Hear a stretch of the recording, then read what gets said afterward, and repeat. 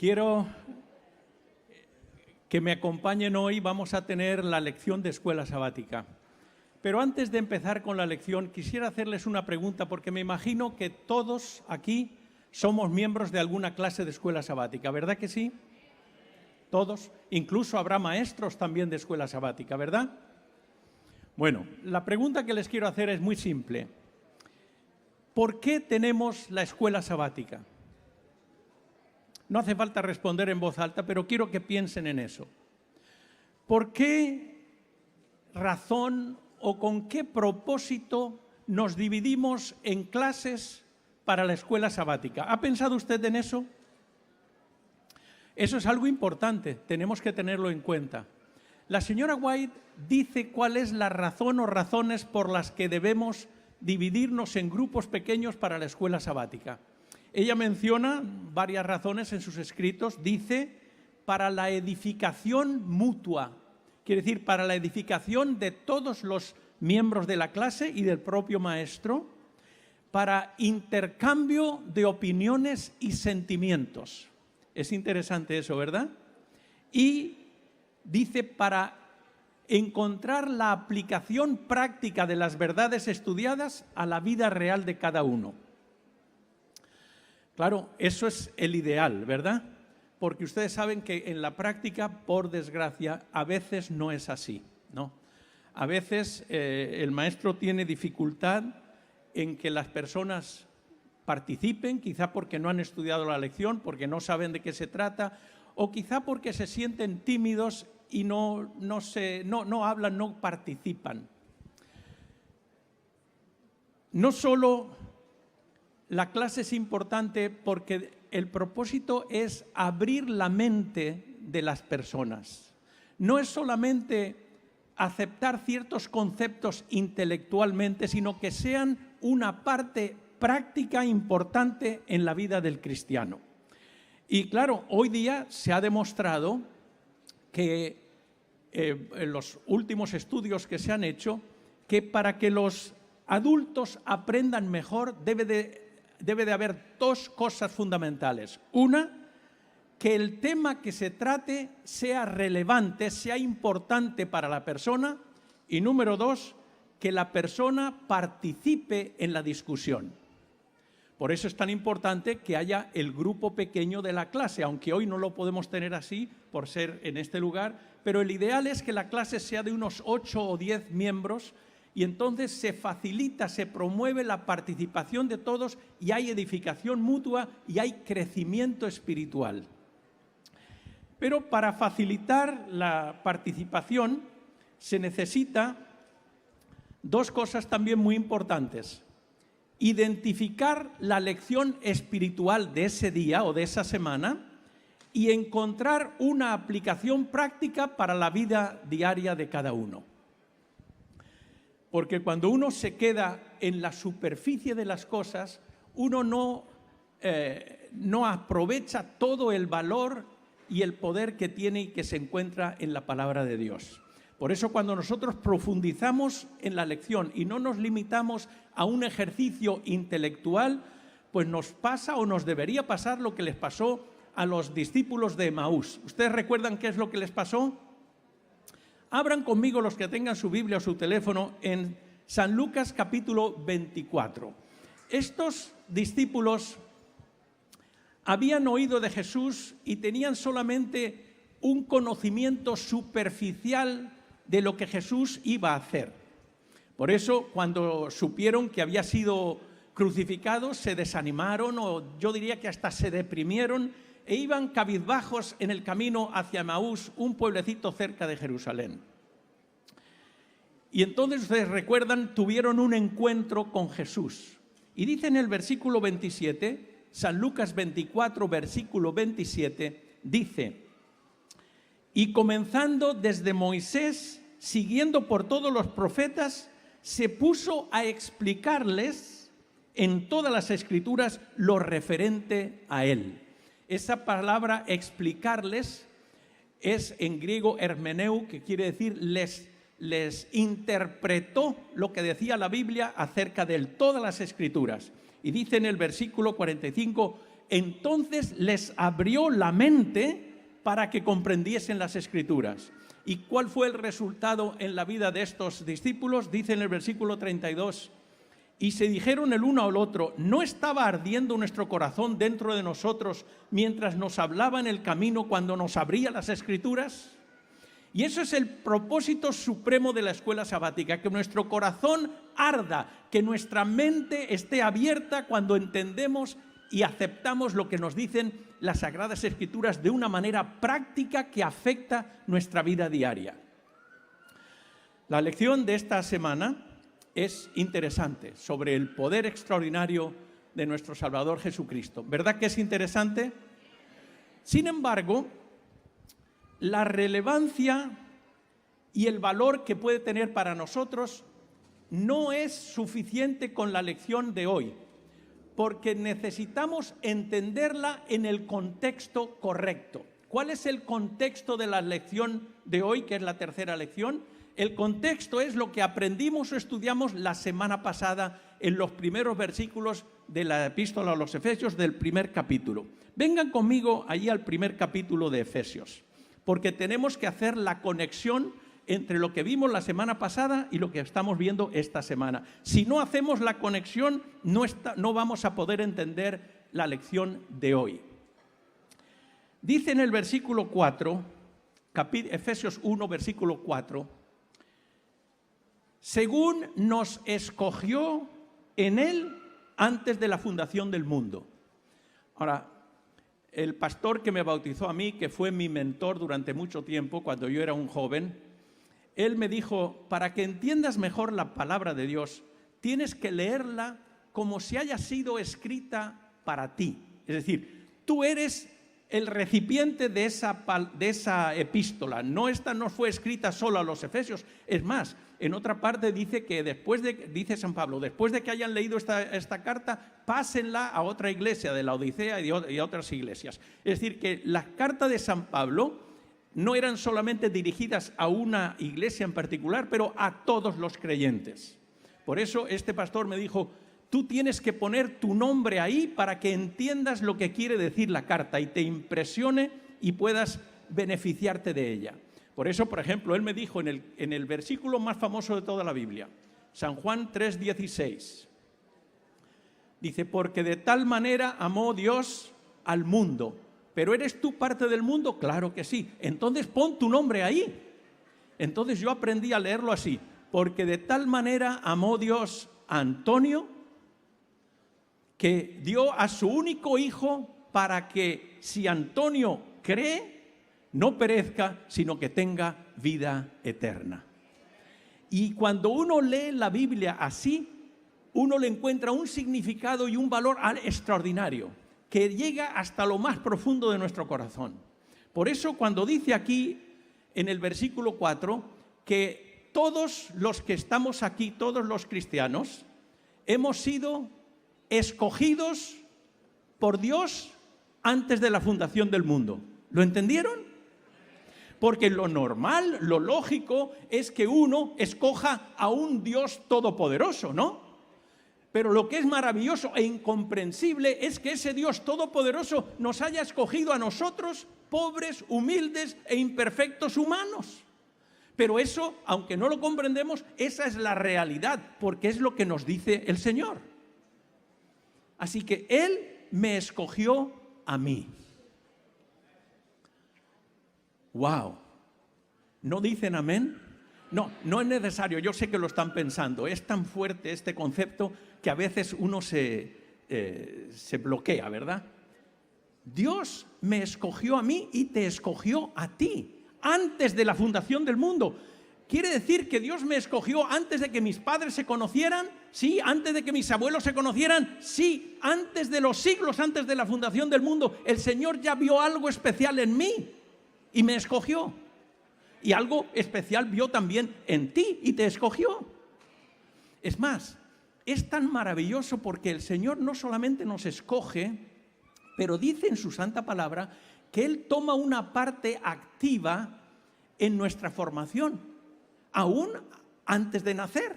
Miren, vengan rápidamente en Salmos 139 hay unos versículos que son extraordinarios y que tenemos que comprender, que tenemos que aceptar. Salmo 139, miren cómo dice, versículo 13. Porque tú, Salmo 139, versículo 13, porque tú formaste mis entrañas, tú me tejiste en el vientre de mi madre. El Señor estaba supervisando y de alguna manera mirando y haciendo la obra en la que esas dos células se juntaron y formaron ese embrión. Y miren cómo dice en el versículo 16, y esto es sobrecogedor cuando uno lo entiende. Mi embrión lo veían tus ojos, mis días estaban previstos, escritos todos en tu libro sin faltar uno. Esto es increíble, hermanos. Dios estaba tejiéndome, formándome en el vientre de mi madre y supervisando el desarrollo y el crecimiento de mi embrión. Y después, una vez que nací, una vez que continué adelante, el Señor entonces no solamente me escogió, pero dice también la semana pasada en el versículo, ahora vamos de nuevo a Efesios capítulo 1. Miren cómo dice, porque además de escogernos, nos dice para qué nos ha escogido. Miren cómo dice en el versículo 5. Habiéndonos predestinado para ser adoptados como hijos suyos por medio de Jesucristo conforme al beneplácito de su voluntad. ¿Para qué? Versículo 6. Para alabanza de la gloria de su gracia, de la que nos ha colmado en el amado. Es decir, que el Señor te ha escogido a ti y me ha escogido a mí y me ha dicho que tengo una obra, una tarea que hacer, que es que mi vida, dice versículo 6, sea para alabanza de la gloria de su extraordinaria gracia. Que mi vida sea como si dijéramos un testimonio vivo, en vivo y en directo, que mi vida represente de una manera correcta y fiel lo que puede hacer la gracia de Dios cuando uno la acepta en su corazón. Ahora, la pregunta que hay que hacer ahora a los miembros de la clase, obviamente no son esas preguntas que uno tiene respuesta de sí o no, ¿verdad? Esas preguntas son fáciles, ¿no? Yo recuerdo cuando era niño que me decía, mira, ¿de qué color es el caballo blanco de Santiago?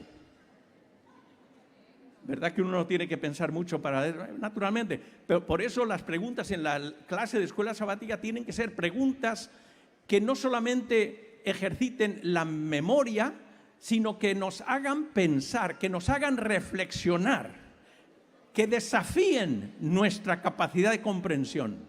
Por eso la pregunta que yo hice el sábado pasado en mi clase, después de estudiar esto de que Dios me ha escogido y me ha dado una misión, un trabajo que es que mi vida sea de alabanza para su gloria, de su gracia, la pregunta es, ¿cómo ha afectado eso tu vida? ¿Cómo te sientes si ahora has descubierto de una manera clara, evidente, que tú has sido escogido por Dios y que tienes como misión representar a Dios y alabar su gloria y su gracia? ¿Cómo te sientes?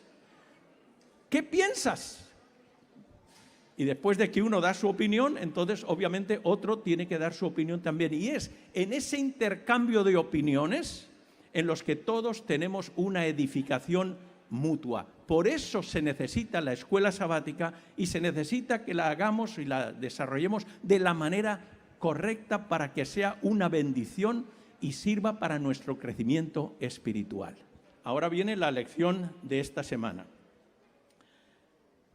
Cuando uno acepta que uno ha sido escogido por Dios, que uno ha sido adoptado en su familia, que tiene un propósito claro y definido, uno lo acepta y lo cree, en ese momento uno se rinde ante el Señor y eso es lo que nosotros llamamos la conversión. ¿No es cierto? La conversión. Y entonces después de la conversión viene el bautismo. ¿Cómo se llama eso en términos religiosos? Se llama el nuevo nacimiento. ¿Ok? Entonces nos quedamos la semana pasada con lo que acabamos de ver ahora, nos quedamos en el hecho de que estamos tan apenas saliendo del delivery room. Somos babies recién nacidos, ¿verdad? Pero ¿qué es lo que se necesita cuando un baby es recién nacido, ¿qué es lo que se precisa?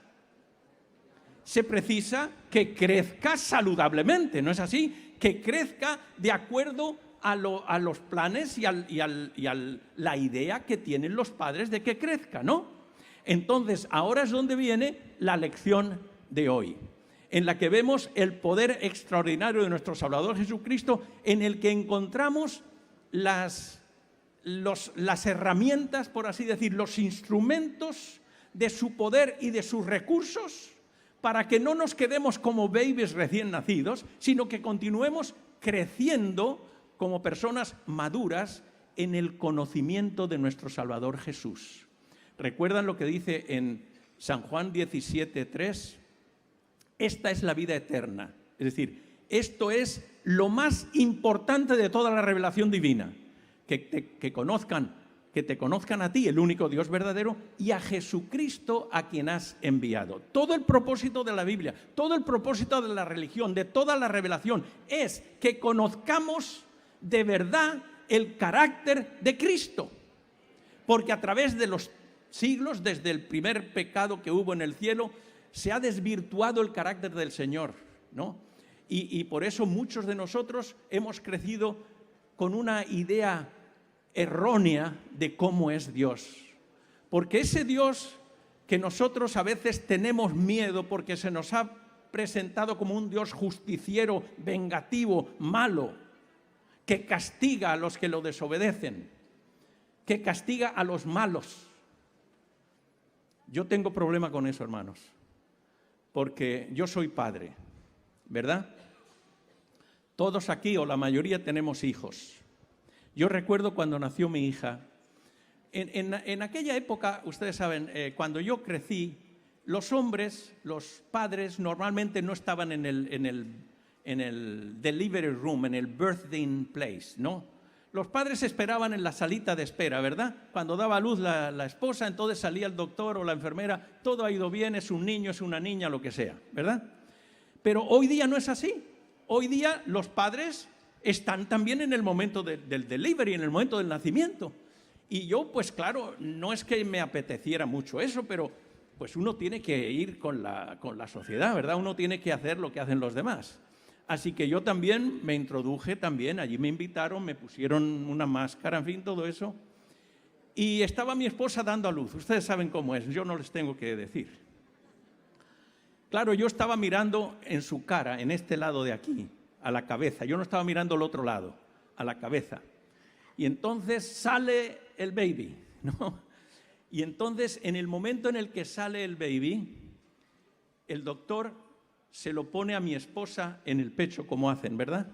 Y entonces, al subirlo así y ponerlo en el pecho de mi esposa, yo estaba aquí y veo la cara del baby, y esto no me ha pasado nunca en la vida. Mi hija hizo contacto visual conmigo.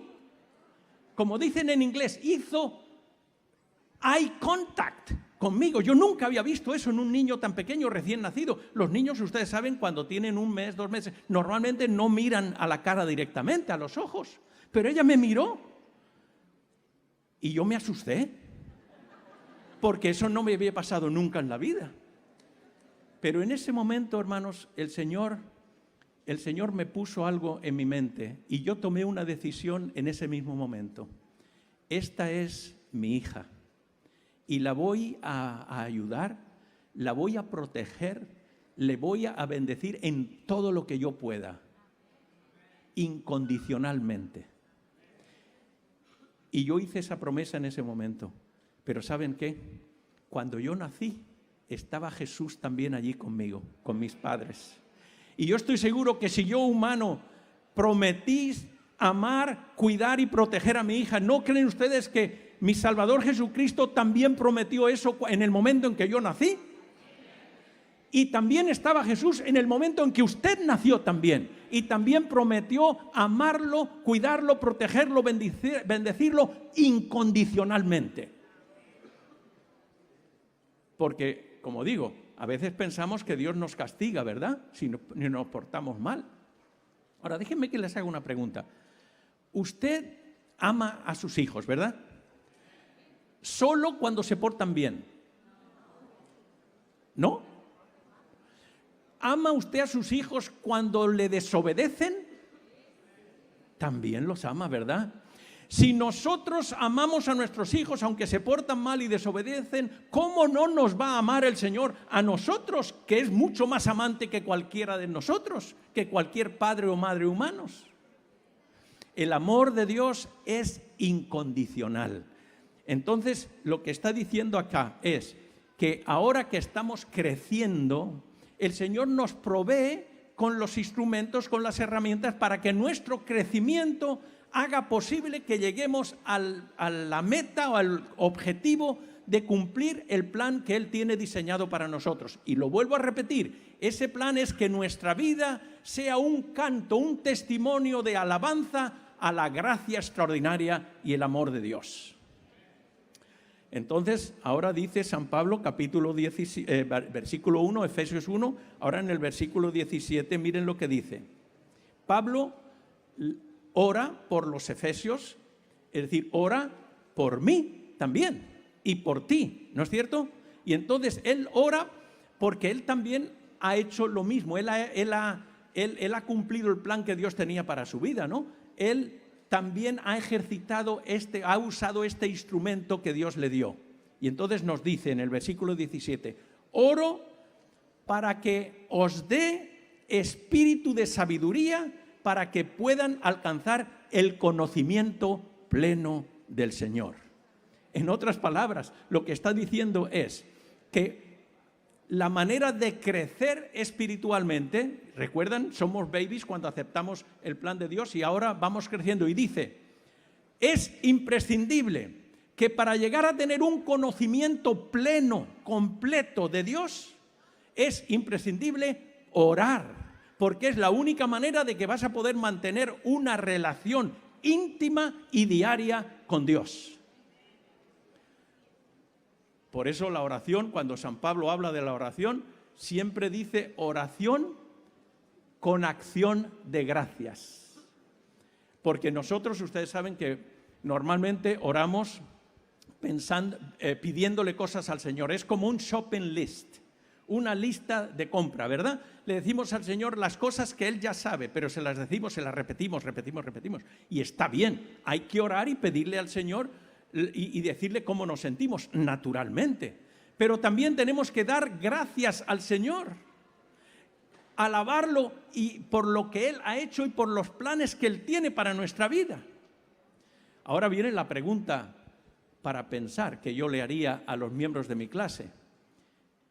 ¿Cuánto tiempo pasa usted agradeciendo al Señor en acción de gracias y cuánto tiempo pasa usted pidiéndole cosas al Señor? ¿Ha hecho usted ese ejercicio alguna vez? Piénselo, porque es interesante. Por desgracia, la mayoría de nosotros estamos condicionados a pedir y pedir y pedir y pedir. Give me, give me, give me. Eso es lo que pedimos. Pero el Señor no solamente quiere que le pidamos, quiere tener una relación de amistad y de compañerismo con nosotros que solamente se puede conseguir hablándole a Él y escuchándolo a Él. Por eso, el otro instrumento o herramienta que Él nos da en esta oración es el Espíritu Santo. Y el Espíritu Santo, ¿ustedes recuerdan por qué es tan importante? Dice, porque el Espíritu Santo es el que nos va a guiar, nos va a recordar todas las cosas que el Señor ha hecho y que el Señor ha escrito. Pero ¿dónde lo tiene eso el Espíritu Santo? En su santa palabra. No es que el Espíritu Santo nos va a dar una revelación diferente. No, la revelación del Espíritu Santo la encontramos en su santa palabra. Por eso es importante pedir al Espíritu Santo que inspiró esa palabra, que nos inspire a nosotros a entenderla y a aceptarla correctamente. Y después, para terminar, el Espíritu, además del Espíritu Santo, habla del poder de la resurrección de Cristo. Ese gran poder de la resurrección de Cristo está disponible para nosotros también. Dice San Pablo en Filipenses 3, dice, a fin de conocerle. De nuevo habla de conocer a Cristo, de conocer al Señor, a fin de conocerle y el poder de su resurrección, que de alguna manera completa el círculo de nuestra vida. El Señor nos creó, nos dio la vida desde que éramos un embrión, nos ha guiado durante toda nuestra vida y al final nos va a resucitar, completando el círculo vehículo perfecto del plan que tiene Dios para cada uno de nosotros.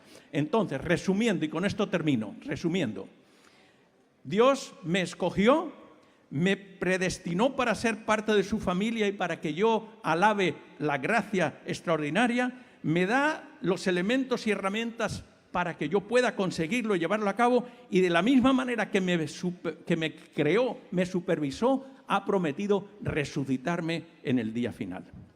Amén.